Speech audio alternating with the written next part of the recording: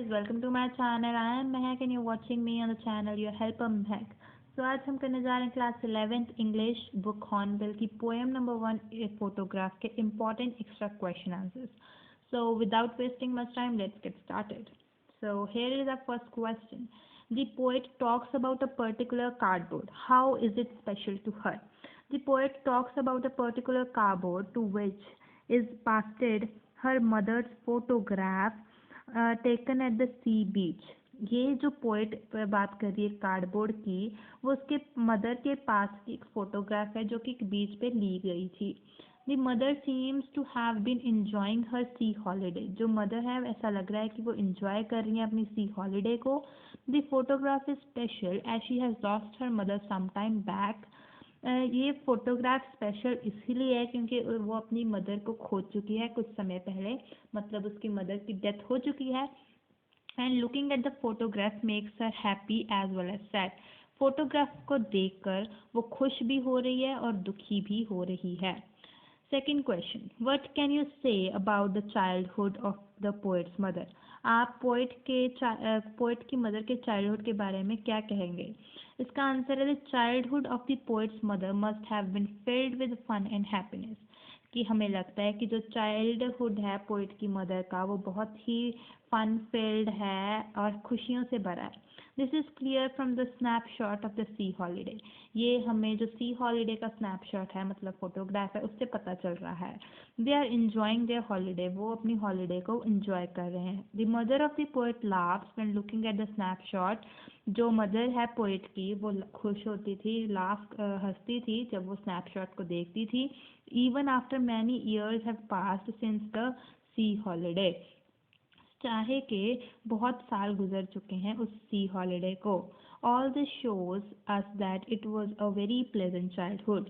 ये सब हमें बताता है कि एक बहुत ही अच्छा चाइल्डहुड था. What movement does the photograph depict. कौन सा मूवमेंट फोटोग्राफ डिपिक्ट करती है, हमें दिखाती है. The photograph clicked by the uncle of the poet's mother depict a sea holiday.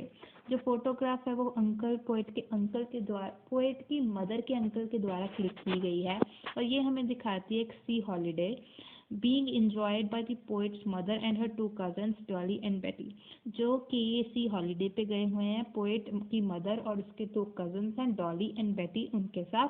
They are full of smiles in their beach dresses. वो बहुत खुश हैं, स्माइल्स के भरे हुए हैं इन देयर बीच ड्रेसेस और बीच ड्रेसेस में है. Not worrying about their flying hair. और उन्हें कोई चिंता नहीं है कि उनके बाल कैसे उड़ रहे हैं एयर के कारण. Where were the three cousins camera friendly? Who was taking their photograph? कहते जो थ्री कजन्स थे क्या वो कैमरा फ्रेंडली थे और ये बात और फोटोग्राफ किसने ली थी. The three cousins appear to be camera friendly. क्योंकि जो थ्री कजन्स थे वो कैमरा फ्रेंडली लग रहे थे. As they stood at the beach without moving when the uncle took the photograph. क्योंकि जब वो सी बीच पर ऐसे खड़े थे लाइक स्टूड खड़े थे बिल्कुल मूव नहीं कर रहे थे बिल्कुल भी जब उनके अंकल ने फोटोग्राफ ली. The poet's mother would laugh looking at the photograph. By poet की जो मदर थी वो हंसती थी फोटोग्राफ को देखकर. क्यों. The poet's mother was in a middle age when she looked at that photograph. जो पोएट की मदर थी वो एक मिडल एज में थी जब वो फोटोग्राफ पर देखा करती थी. And used to laugh remembering those golden days of her childhood. और हंसा करती थी उनके सुनहरे मतलब उनके जो बचपन के सुनहरे दिनों को याद कर वो हंसा करती थी. Enjoying a sea holiday. Sea holiday को इंजॉय करती थी, उन्हें देख कर हंसती थी. She would also laugh at the beach dresses. वो बीच ड्रेसेस पे भी हंसती थी. Which looked weird after many years. जो बहुत ही ज़्यादा अजीब लगती थी बहुत सालों के बाद. Question number 6. What impression do you form about the poet's mother. आप पोएट की मदर के बारे में क्या इम्प्रेशन बनाए हैं वो हमें बताइए. The poet's mother was very pretty at the age of 12. जो पोएट की मदर थी वो बहुत ज़्यादा प्रिटी थी 12 साल की उम्र में भी. She enjoyed the sea holiday. उन्होंने सी हॉलीडे को इंजॉय किया था. This is indicated by the happiness that she gets in middle age after looking at her childhood photograph. ये हमें उस चीज़ से पता चलता है कि वो अपनी मिडल एज में भी अपनी फोटोग्राफ को देखकर इतना खुश होती हैं. Question number 7. The sea appears to have changed less in comparison to the three girls who enjoyed the sea holiday. Comment. ये एक लाइन है चैप्टर में से, जो सीज है मतलब जिस समुद्र पे वो गई है वो बहुत कम चेंज हुआ है कंपैरिजन में उन तीन लड़कियों के जो सी हॉलिडे एंजॉय किए थी वहाँ पे। इस चीज़ पे कमेंट करिए। The poet compares the mortal nature of human being with the eternal nature of the सी और नेचुरल ऑब्जेक्ट। जो पोएट है वो हमारे ह्यूमन बींग्स के मॉर्टल नेचर को इटर्नल नेचर सी या नेचुरल ऑब्जेक्ट्स के साथ कंपेयर करता है। With the passage of mother the poet's mother died but the vast sea has remained as it was since the photograph was taken. Time के बीतने के साथ साथ जो पोएट की मदर है वो तो मर गई थी, उनको तो डेड हो गई थी, पर जो बहुत बड़ा विशाल समुद्र है वो वैसा का वैसा ही है जैसा कि फोटोग्राफ में है। Question number 8, why does the poet feel nostalgic. जो पोएट है उन्हें नॉस्टैल्जिक क्यों महसूस हो रहा है। नॉस्टैल्जिक मतलब पुराने दिनों को याद करके खुश होना।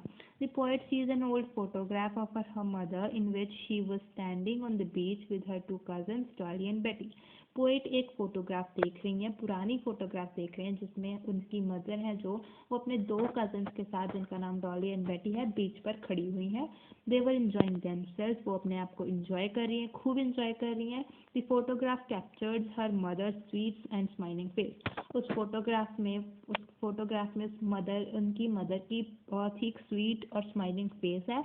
उस टाइम पर at that time she was around 12 years old. वो लगभग 12 साल की थी। The poet remembers how her mother used to laugh. उन पोएट को याद है कि कैसे उसकी मदर हंसा करती थी जब भी वो उस फोटोग्राफ को देखती थी। But time has passed and now the poet has been left only with the memories of her. पर टाइम बीत चुका है और जो पोएट हैं वो सिर्फ उनकी अपनी मदर की मेमोरीज के साथ बची हैं। दस शी फील्स नॉस्टैल्जिक, इसीलिए उन्हें नॉस्टैल्जिक फील होता है।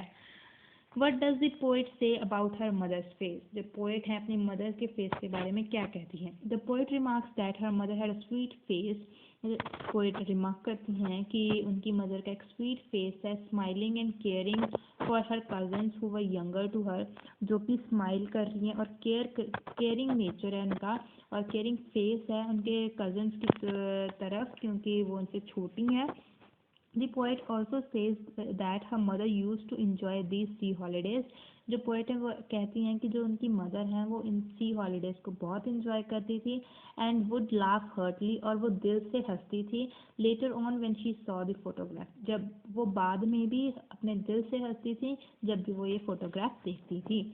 How does the poet react to her past. Poet जो है वो अपने पास्ट पे कैसा रिएक्ट करती हैं। Why has she not mention anything about her mother's death. उन्होंने अपनी मदर के डेथ में बारे में कुछ भी क्यों मेंशन नहीं किया।